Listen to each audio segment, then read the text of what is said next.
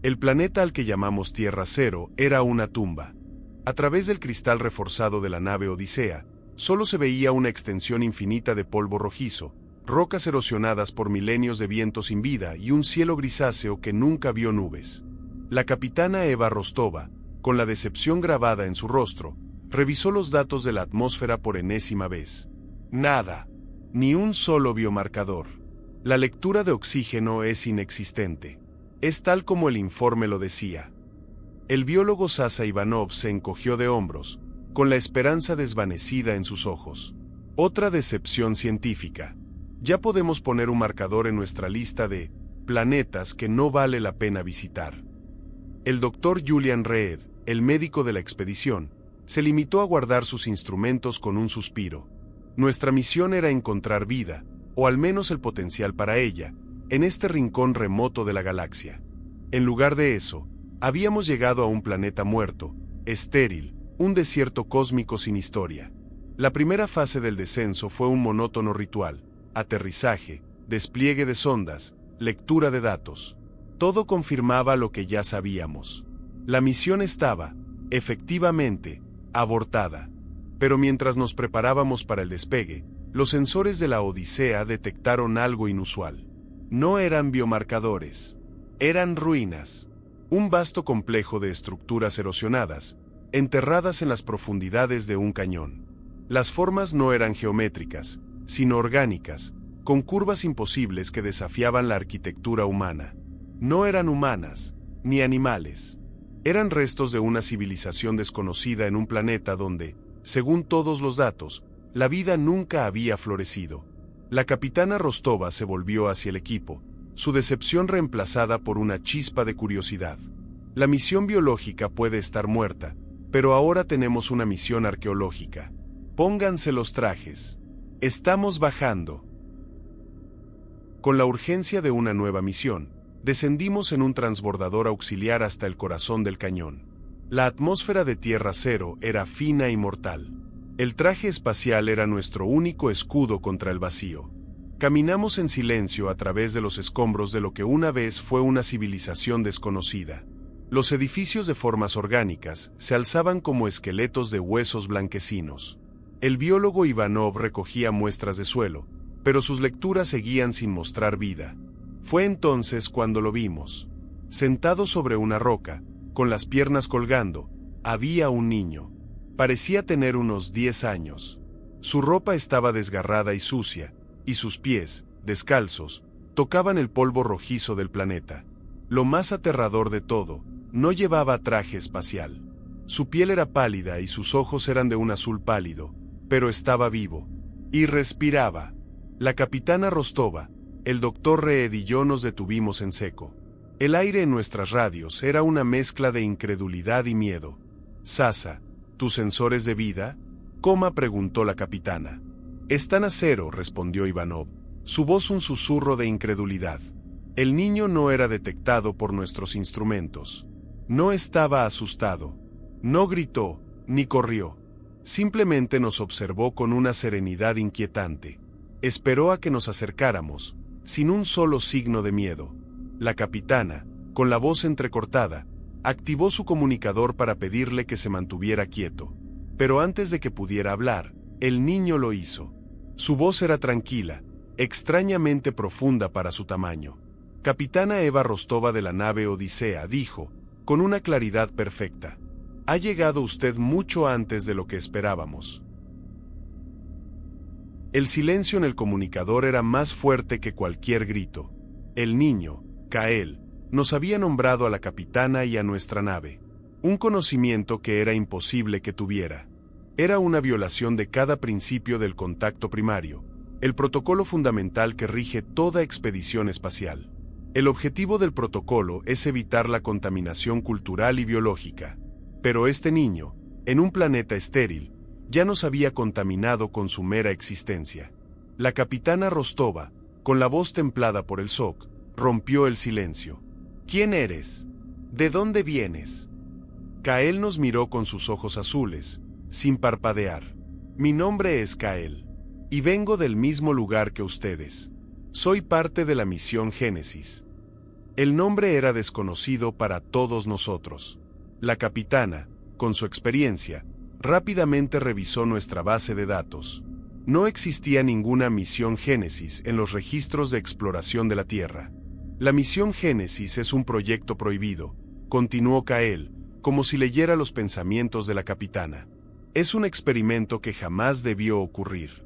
Y yo soy el sujeto de prueba. Las palabras del niño nos golpearon con el peso de la imposibilidad.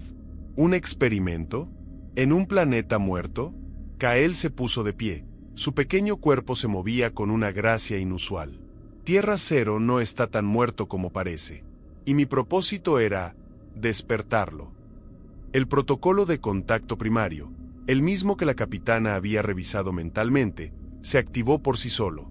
El niño había revelado demasiada información de forma intencionada. Había roto el principio de la no interferencia. La capitana Rostova, con el rostro blanco, levantó la mano en señal de un alto. Protocolo abortar, dijo con voz autoritaria a través de nuestro comunicador. Regresamos a la Odisea. Inmediatamente. El doctor Julian Reed y yo nos miramos. La misión había terminado antes de que siquiera comenzara. Teníamos que regresar, y no podíamos llevarnos a Kael. El niño se nos acercó con un paso lento y tranquilo. No se preocupen, susurró. Sabía que vendrían, y sabía que tendrían que irse. Pero yo no estoy solo. Soy el catalizador. Y la misión ha comenzado. A bordo de la Odisea, la tensión era palpable. Habíamos roto un protocolo sagrado, pero la curiosidad científica, y el simple hecho de que un niño humano viviera en un planeta muerto sin traje espacial, nos obligó a traerlo con nosotros. Kael, tan tranquilo como en las ruinas, se sentó en la camilla de la bahía médica, sus ojos azules observando cada movimiento del doctor Julian Reed. El doctor Reed, con las manos temblorosas, realizó una serie de escaneos y análisis de sangre. El diagnóstico inicial era un laberinto de contradicciones. La biología de Kael era, innegablemente, humana. Su ADN era idéntico al nuestro, sin mutaciones o anomalías genéticas aparentes. Sin embargo, su estructura celular era una imposibilidad biológica. Sus células estaban en un estado de envejecimiento suspendido. Cada célula era perfecta, sin signos de deterioro o senescencia. Era como si su reloj biológico se hubiera detenido por completo. Es como si el tiempo no lo afectara, murmuró el doctor Reed, con sus ojos fijos en la pantalla del monitor. Según estos datos, su cuerpo no está envejeciendo, ni lo ha hecho en un tiempo. La tripulación, que miraba el análisis en el monitor principal, se quedó muda. El doctor Reed no podía explicarlo con los principios médicos y biológicos conocidos. Era un enigma andante, una paradoja. Su existencia por sí sola contradecía todo lo que creíamos saber. La capitana Rostova intentó comunicarse con la Tierra, pero la inmensa distancia significaba un retraso de meses en la comunicación. Estábamos solos. La decisión de qué hacer con Kael, con la misión abortada y el niño a bordo, recaía enteramente sobre nuestros hombros. Era un dilema moral y científico que nos dividía. ¿Regresaríamos y lo entregaríamos para su estudio, o lo mantendríamos en la nave, arriesgando la seguridad de todos para desentrañar el secreto de su existencia? Kael, ajeno a nuestra confusión, seguía sentado, observándonos. La misión tiene que continuar, susurró. Hay mucho más que aprender. La nave Odisea, ahora un santuario de la incertidumbre, se convirtió en nuestro hogar mientras procesábamos la existencia de Kael. La capitana Rostova ordenó un estado de cuarentena, mientras la tripulación intentaba, por turno, comunicarse con el niño.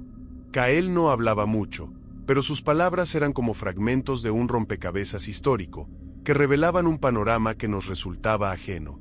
El niño parecía tener memorias de una tierra que no coincidían con la nuestra.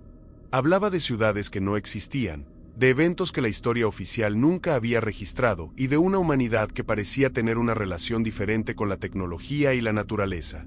Hablaba de una gran sequía y de un éxodo de los mares en tiempos que se suponía que eran de paz y prosperidad. Era como si un anciano estuviera hablando a través de un niño. Un día, mientras la bióloga Sasa Ivanov le mostraba un holograma de la Tierra, Kael señaló un continente y susurró: Allí, una vez, hubo un gran jardín. Ahora solo hay ciudades de cristal, y el aire huele a metal. La imagen de Sasa no coincidía con las palabras del niño. Kael tenía recuerdos de un pasado que la humanidad había olvidado, o quizás, que había borrado intencionadamente. La misión Génesis, susurró Kael, su voz tan tranquila como siempre, fue un secreto. Una facción de la humanidad lo hizo, para crear un nuevo tipo de humano. Un humano que pudiera sobrevivir a lo que viene. La tripulación se quedó en silencio. No era un experimento de terraformación. No estábamos allí para convertir un planeta muerto en una nueva Tierra. El experimento era para nosotros. La misión Génesis era un intento de crear una nueva especie de humano, una que no dependiera de la biosfera de la Tierra para sobrevivir. Kael era el prototipo, el niño de un planeta muerto que nos hablaba de un pasado que no conocíamos, y de un futuro que no queríamos enfrentar.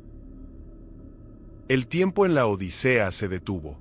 Después de la confesión de Kael sobre la misión Génesis, la tripulación se dividió entre los que querían seguir el protocolo y los que, por pura curiosidad científica, deseaban desentrañar el misterio.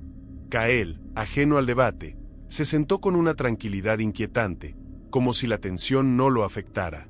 Fue entonces cuando Kael nos reveló la verdad final del experimento. Mi biología, susurró, no es solo para sobrevivir. Está conectada con el planeta. Es la llave. El biólogo Sasa Ivanov, que había estado revisando sus lecturas de Tierra Cero, reaccionó. Sus sensores de vida seguían a cero, pero un patrón inusual en las lecturas geológicas le llamó la atención. Había una vibración subatómica, una energía latente que emanaba de las profundidades del planeta. El planeta no estaba muerto. Estaba en un estado de hibernación. La vida no había florecido, se había detenido. El doctor Julian Reed, al escuchar la teoría de Sasa, revisó los datos biológicos de Kael. Descubrió que las células de Kael, en su estado de envejecimiento suspendido, tenían la capacidad de emitir una frecuencia biológica, un pulso de energía que se sincronizaba perfectamente con la vibración subatómica del planeta. Kael no era un sujeto de prueba. Era el catalizador. El verdadero propósito del experimento se hizo evidente. La misión Génesis no era un intento de crear un humano adaptado a un planeta muerto. Era un intento de usar a un humano para despertar a un planeta dormido, para iniciar una nueva biosfera desde cero. El niño que encontramos entre las ruinas era la clave para dar vida a un mundo. Y la misión, prohibida y peligrosa, había sido enviada para asegurarse de que esta nueva vida pudiera prosperar. La muerte del planeta no era su final, era solo una pausa. La revelación de que Kael era el catalizador para un planeta dormido había fracturado la tripulación. La capitana Rostova se debatía entre la urgencia de seguir el protocolo de aborto y el peso de una verdad que redefinía todo lo que creíamos saber sobre la vida y la ciencia. El doctor Julian Reed, sin embargo, no podía ignorar la evidencia. Antes de seguir la orden de regreso, se atrincheró en su laboratorio, decidido a hacer un último escaneo de Kael. El doctor Reed no buscaba anomalías, sino respuestas. Se centró en un marcador biológico específico en las células de Kael, una firma que sugería un reloj celular. La firma era casi inactiva, pero existía. Con manos temblorosas, cruzó los datos de la firma biológica con la cronología de la misión Génesis que Kael nos había susurrado. El monitor del doctor Reed parpadeó con una serie de ecuaciones imposibles. Su rostro se volvió blanco mientras los números se alineaban. El reloj biológico de Kael no estaba detenido. Simplemente era increíblemente lento. Con una tasa de envejecimiento reducida a menos del 5%, el doctor Reed hizo un cálculo que reescribió la realidad. «Capitana», susurró con voz temblorosa, «la edad cronológica de Kael. Es imposible». En la pantalla, el análisis final reveló la verdad. El niño que teníamos a bordo, con la apariencia de 10 años, no era un niño.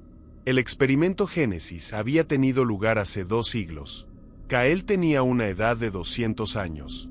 Su cuerpo había envejecido una fracción de lo normal. No era un experimento con un niño, era un experimento con una forma de vida que había desafiado el tiempo. El experimento prohibido, que supuestamente jamás debió ocurrir, había tenido un éxito aterrador. El niño que encontramos en un planeta muerto no era solo un sujeto de prueba, sino una reliquia viviente, un fantasma del pasado con la llave del futuro. Kal, con su apariencia infantil y su edad imposible, era el monumento a un experimento que había trascendido a toda una civilización. El silencio en la bahía médica era un abismo. No estábamos en la presencia de un niño, sino de una reliquia viviente, un monumento a un experimento que había trascendido 2 siglos. La capitana Rostova, el doctor Reed, Sasa Ivanov, todos nos miramos, con el mismo dilema moral en nuestros ojos. El protocolo era claro: abortar y regresar a casa, ignorando la paradoja que habíamos encontrado. Pero, ¿cómo podíamos ignorar a un niño de 200 años que tenía la llave de un planeta? Kal, con una sabiduría que iba más allá de su edad, se levantó de la camilla. La misión Génesis, susurró, no era un acto de maldad. Era un acto de desesperación. La tierra que ustedes conocen está muriendo. El éxodo de los mares, la gran sequía, todo eso está en su futuro. La humanidad se condenó a sí misma. La verdad nos golpeó como una onda de choque. La misión prohibida no fue un experimento para conquistar el espacio, sino un intento desesperado de salvar a la humanidad de sí misma. Kal era el resultado de un experimento que intentaba crear una nueva especie, una que pudiera sobrevivir en planetas estériles como Tierra Cero. Su longevidad, su capacidad de sobrevivir sin un traje espacial, no eran un accidente. Eran la culminación de un plan para que la humanidad pudiera perdurar. Yo soy su legado, continuó Kal, con una voz extrañamente melancólica. Soy la advertencia de un futuro que ustedes no quieren ver, de un final que se acerca, y de una nueva vida que debe continuar. La tripulación se enfrentó a una decisión imposible. Podríamos seguir el protocolo, borrar la existencia de Kal de nuestros registros y regresar a la Tierra para enfrentar una extinción lenta pero inevitable. O podríamos romper las reglas, llevar a Kal con nosotros y arriesgar una crisis política y social sin precedentes, para darle a la humanidad una oportunidad, la de la supervivencia. Kal no era el fin del viaje. Era el principio de la decisión más importante que la humanidad jamás tendría que tomar. Y esa decisión, ahora, recaía en nosotros.